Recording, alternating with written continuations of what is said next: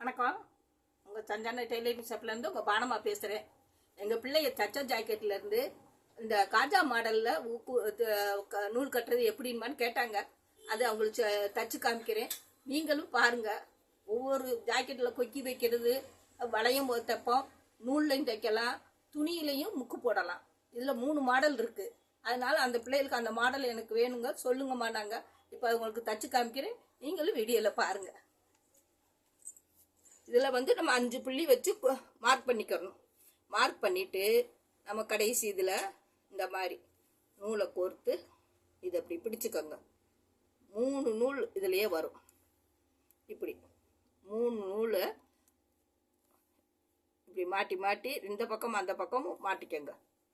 இப்போ மாட்டிட்டீங்க. இப்போ இது அந்த நூல் கரெக்டாக இருக்கான்னு ஒரு தடவை இந்த ஊசியில் வச்சு இப்படி செக் பண்ணிக்கோங்க. செக் பண்ணிவிட்டு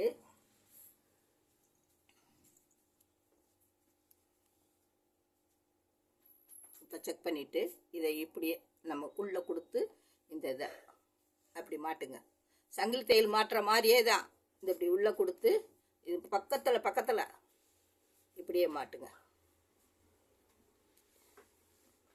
இதோட மெத்தேடு.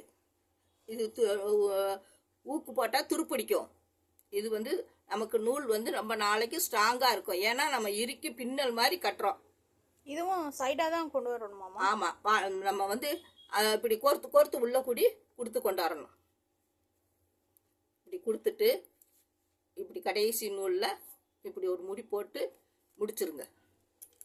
இப்போ இதை இழுத்து பாருங்கள், தொட்டு பாருங்கள், எப்படி கரெக்டாக பிச்சுன்னு இருக்கும். அல்லாது அதே மாதிரி இன்னொரு மெத்தேடு ஊக்கு ஜாக்கெட்டுக்குள்ளே உள்ளே கொடுத்துக்கோங்க. கொடுத்து இந்த துணிக்குள்ளே கொடுத்துக்கோங்க. ஊசியில் வச்சு ஓட்டை போட்டு இந்த மேல் பாகத்தை உள்ளே கொடுத்துக்கோங்க. ஏன்னா இது அசைஞ்சுக்கிட்டே இருக்குல்ல, அதனால இப்போ துணிக்குள்ளே கொடுக்குற மாடல் இருக்குது. மேலே கட்டாடலைன்னா துணிக்கு உள்ளக்குள்ளே ஓட்டை போட்டு உள்ளே கொடுத்து இந்த கீழ் பாகத்தை மட்டும் இப்படி கட்டுங்க.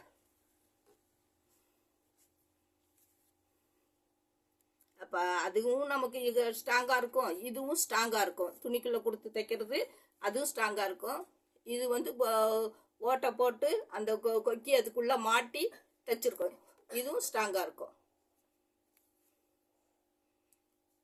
அப்போ ஆரம்ப காலத்தில் துருப்பிடிக்காமல் இருக்கிறதுக்கு நாங்கள் அந்த வளையம் அந்த பின்னல் போட்டு தான் காஜா போட்டு கொடுப்பேன். காஜா போடுற மெத்தேடு தான் அது. ஜாக்கெட்டுக்கு சர்ச்சுக்கு காஜா போடுறது எல்லாமே அதே தான். இதில் மட்டும் இந்த கீழே மட்டும் 2 பக்கமும் தைச்சிட்டு இது ஆடாது. கிச்சனு துணிக்குள்ளேயே இதாகிக்கிறோம். இது நல்லா ஸ்டிப்பாக இருக்கும். அதில் மாட்டினோம்னா இப்படி மாட்டினோம்னா அது அப்படி நல்லா ஸ்டிப்பாக இருக்கும். அந்த வளையத்துக்குள்ளே மாட்டி விட்டுறது கிச்சனு இருக்கும். லூஸ் கொடுக்காது, பிரியாது, ஸ்ட்ராங்காக இருக்கும். அதுக்கு தான் இந்த மாடலை கேட்டுருக்குந்தாங்க. தச்சு காமிச்சிட்டேன். நீங்களும் உங்கள் ஜாக்கெட்டுகளுக்கு இந்த மாதிரி மாடல் வேணுன்னா இப்படி காஜா பட்டன் போட்டு தைச்சு பாருங்கள். காஜாவுக்கும் இதே தான். பட்டன் போட்டு தைக்கிறதும் இந்த மெத்தேடு தான். ஆனால் நல்லா இருக்கும், ஸ்ட்ராங்காக இருக்கும். இப்படி தைச்சா பாருங்கள். பார்த்து சப்ஸ்கிரைப் பண்ணி விடுங்க, லைக் பண்ணி விடுங்க. ஒவ்வொரு நாளும் ஒவ்வொரு நுட்பமான பாடங்களும் உங்களுக்கு சொல்லி கொடுக்குறேன், புரிகிற மாதிரி. ஆனால் நான் சொல்லி கொடுக்குறதெல்லாம் பழைய மாடல் தான். ஆனால் இப்போ புது மாடலாக இருக்குது. வணக்கம்.